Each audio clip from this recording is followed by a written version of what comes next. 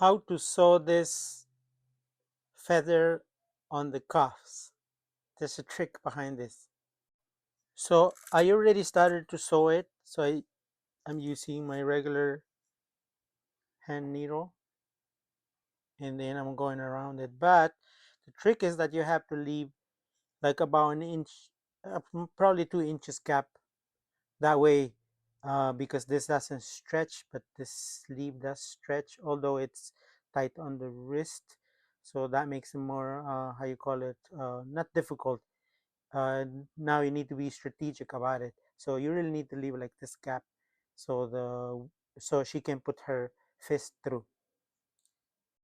So in this case, I started sewing it, but the trick is you don't have to go out with your needle. So you just have to go through it.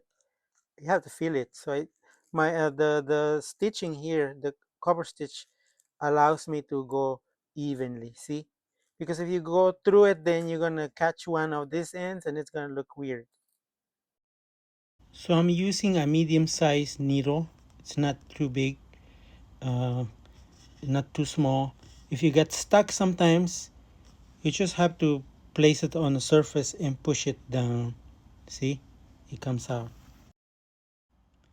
Then once you have passed half of the sewing, you can just turn it inside out and it automatically stays inside like in a circle. See, you don't have to be struggling with that because this type of feather have some sort of wire inside, so they tend to always go straight on their own kind of pressure.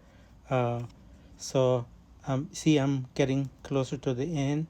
I have to do like twice here, and then that's it.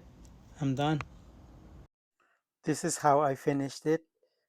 Give me a sec. I'm gonna show you how it looks once it's straightened out. That is the gap that is left right on the seam under the wrist.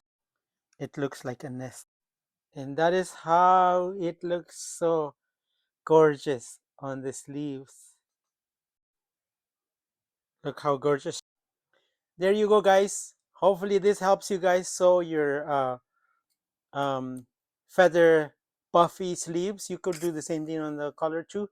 In this case, I'm doing it on the cuff.